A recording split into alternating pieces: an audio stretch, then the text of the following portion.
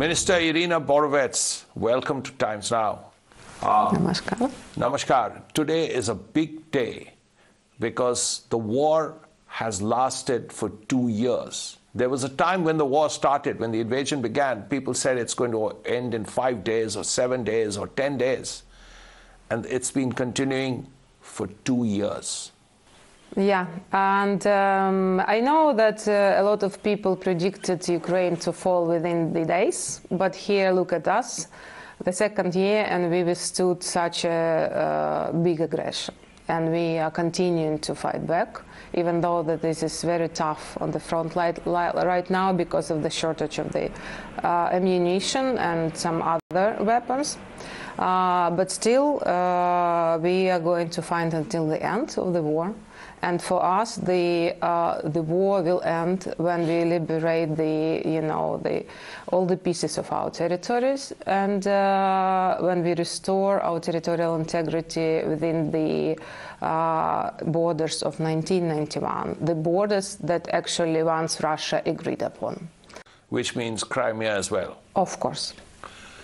You've heard our Prime Minister Narendra Modi tell President Vladimir Putin of Russia that the 21st century is not a time for war. How have the people of Ukraine seen how have they reacted to such a statement? Oh, we completely agreed. Of course, it was our message. We didn't want this aggression because really, the 21st century is not with such an advanced weaponry, is not an era of war, because it's really deadly. It's beyond deadly. And it's really brutal because it's very sophisticated. With the small device, you could kill a lot of people. And we could not agree more, but the problem is that the other side doesn't respect that, and the other side has chosen the war. Unfortunately, we know why, because this is, the Russia actually, has been aggressive to its neighbors since 2000s. Remember Georgia. Remember even the earlier conflicts in the Caucasus when there was a fall down of USSR, and then came Crimea because exactly 10 years ago they occupied Crimea, and for us it's not the second anniversary of the Russian aggression. For us Ukrainian, this is the 10th anniversary of the Russian aggression, but also and this second anniversary of this full-scale invasion. The Prime Minister Modi was right, and we are on his side. And yes, together with the peace-loving nation, we should now fight for peace. India has sent humanitarian aid in the past. You've had discussions with the Indian Foreign Secretary, with other important officials. Do you see more humanitarian aid coming in the future? Yes, yeah.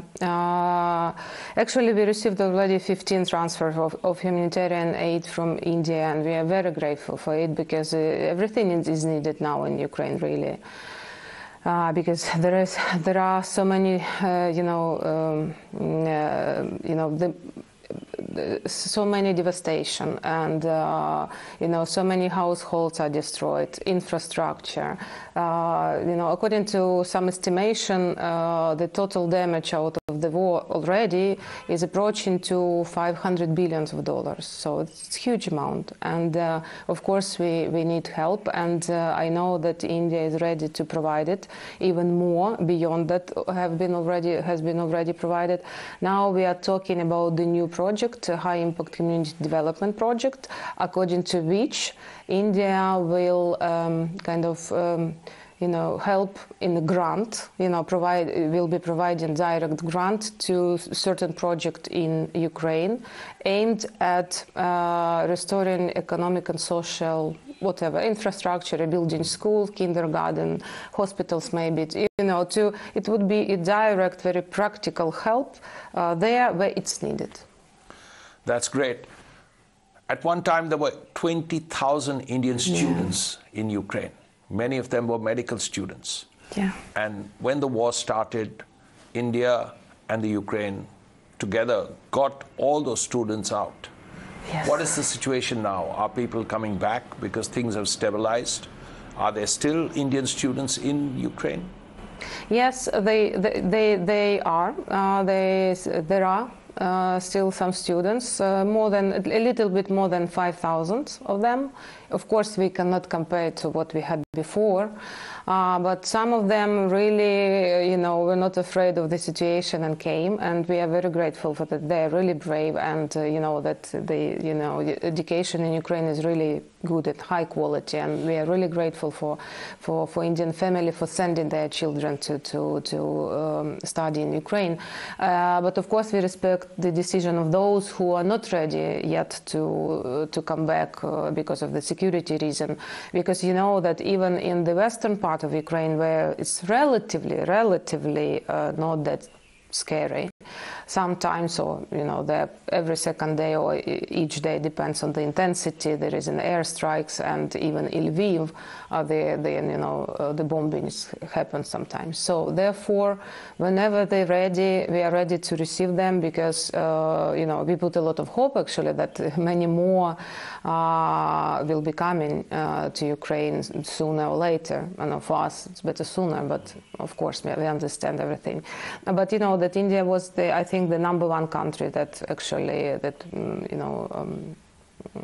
according to the numbers of students that were sent to Ukraine. And for us, it was very important, especially for Ukrainian universities, because it was like, they were fighting for the student because of their reputation and, of course, the money as well. But it was prestigious back in Ukraine to have foreign students before the war, and now the situation is not like that, but of course we are waiting for them. You spoke of damage amounting to $500 billion. Now, one day the war will end, surely, and there will be reconstruction. Do you believe that Indian firms could play a role in the reconstruction of Ukraine? Certainly, of course. I mean, Ukrainian government has already prepared the package for the future investors. And a lot of investors are working in Ukraine right now, restoring Ukraine right now, even, not considering even the security situation. And they are doing very well because, they are already kind of feeling this space for investment for themselves, because they understand and realize that after the war ends, there will be investment boom, and there will be a boom of, rebuilding households and infrastructure projects and roads and plants and so on and so forth. So, and we extended our invitation to the Indian government to be part of this reconstruction and recovery of Ukraine. Or, for example, there is an option to kind of have a patronage over a certain city or town or object in Ukraine to restore it. And we have like many countries who already picked certain city. For example, Greece picked Mariupol, so after the war, the Greece government is dedicated to restore and rebuild the city of Mariupol, which is now under occupation, and so on. So, I mean, there are plenty of possibilities for Indian investment there, and I think that will be a topic for the discussion between our foreign minister when Dmytro Kuleba will come. The thing is, we've been hearing a lot from Ukraine, from Ukrainian officials, that the West is not supplying weapons and the West is not supplying ammunition. What is the situation now? What is the problem? How can you solve it? There are two problems. First problem is objective. That really there is a shortage of ammunition around Europe and beyond. Like it exists.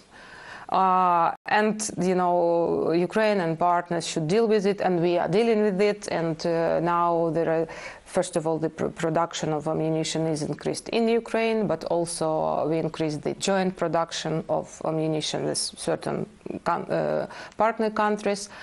Some of our partners are looking for ammunition in third countries across the globe and actually find ammunition, because we also could buy it. So it's not only that we need, the free ammunition. We could also buy it. We need to look for it. But second problem is, yes, sometimes the decision on deliveries are delayed, or it take a lot of time to decide and then to find the possibilities to send it to Ukraine. So it is like that. But yes, we said directly on many levels, and especially my minister Kuleba mentioned already that if the package of American aid was not delayed, because there is still no decision by the USA Congress, we would not, probably leave Avdiivka. So we would not lost this town. So there is a direct impact of this, shortage of ammunition or shortage of political decision to provide the next package of military aid to Ukraine. This is particularly so in the United States. Yes. And if President Trump again becomes president, you might have a bigger problem. We'll see. Actually, yes. Everyone is keeping to ask us about that. What happened, in Ukraine, or what do you think about if Trump... first of all, we have a bipartisan support in the USA, really, like from the Republican side and from the Democratic side, on many levels, in the government, in the Congress, in the Senate. So this is the fact. The support for Ukraine is bipartisan. Second of all, I think that we should not be misled by the dust of election. When it's a domestic policy and when election is in the pipe, there are many, processes that will be changed after, certain... So what you're saying is what happens during the election campaign and what happens when someone comes into government are completely different. Not completely, but it doesn't necessarily be the same rhetoric, because, and it's not that it's not out of the blue, this idea. We had this, the previous... or the first term of the Trump presidency.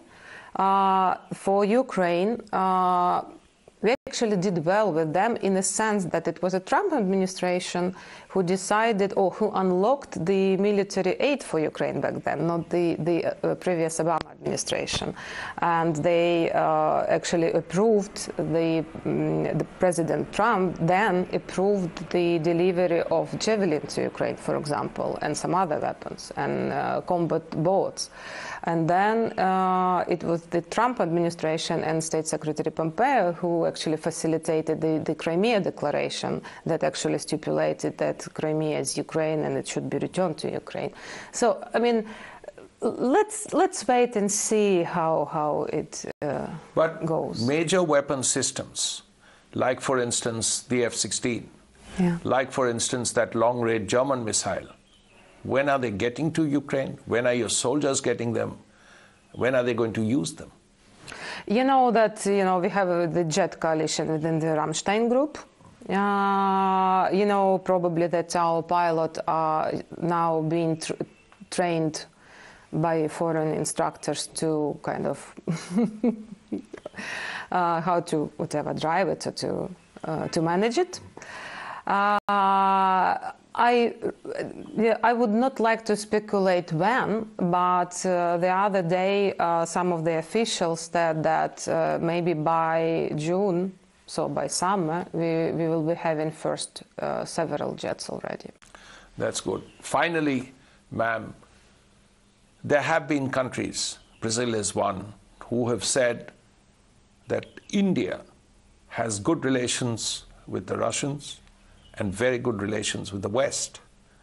And if the war has to be brought to an end as soon as possible, India should play a role. How do you see that? I could agree, but of course Brazil also has a global role and good relationship with Russia and so on. But speaking about India, yes, considering the big role of India, it's kind of a place on the global scene and its influence. India could play a crucial role, actually, especially by participating actively in the Ukrainian peace formula and on designing together with Ukraine and the rest of the world the future terms for peace. Prime Minister Modi himself has good equations with many world leaders, and maybe that can help. Oh yeah, I mean, we would be grateful if he can facilitate, the productive discussion, on future peace or in terms of this peace, and especially with the countries of global South. And I think that here India could play an immense role because, for years. Somehow it happened that Ukraine foreign policy was kind of Eurocentric or Euro-Atlantic centric. I mean, for that there were, reasons like lack of resources, for example, yes, or connectivity of markets. Of course, it was more easy to trade with the European countries, but we learned our lessons. We understood that no, we should go globally, and now we are really serious about establishing or deepening relationship with the countries of global South Africa, Latin America, and Caribbean, Asia, Middle East. So I think that especially in this domain, the Indian leadership could be very, practical or very important, and I think that India could lead by example. The Global South actually has an important role, because the Global South has actually been affected more than many countries. Yes, of course. Because of food security, yeah. Because of fuel security. Yeah. So a country like India has been affected. Yes. So India and other countries will benefit once the war comes to an end. Yeah, of course. I mean, this is actually, we, like Ukrainian diplomats and all Ukrainians have been talking about this, the global impact of this war to the world from the very first hour of this aggression. It's a huge mistake if someone thinks that it's the very remote war and we have nothing to deal with that. No, it's not like that. Even, the panel discussion, I think it was inaugural panel discussion when Rezina actually opened. The Ghana foreign minister said that we saw that war in Ukraine actually did not relate to us, but one day we understood that the price on the on food has risen and so on and so it has a direct impact, and it was her words, not mine. So, but yeah, a lot of people in the world understand that. But despite that, the war situation, Ukraine still fulfills its obligation as a global contributor of food, like a food guarantor. So probably heard about the Grain from Ukraine initiative that the President Zelensky, where together with partners, we are sending for free grain to countries in need. We're still exporting grain through the Black Sea, where we actually diminished Russian ability to kind of put an obstacle on it. So, I mean, but yes, the restoration of peace will kind of, release us from all these difficulties, and they will restore the transportation. We will be sending more products, more grain, other products, oil, to the world, and the end to this war is sooner or later it comes. And it's now up to us and to our partners, especially up to the countries who really respect international law and rules-based order, to decide on which term the peace will come. And this, for this, actually, we and be held in this Global Peace Summit, because it should start facilitating this dialogue. Thank you very much, ma'am. It was an absolute pleasure. The pleasure was mine.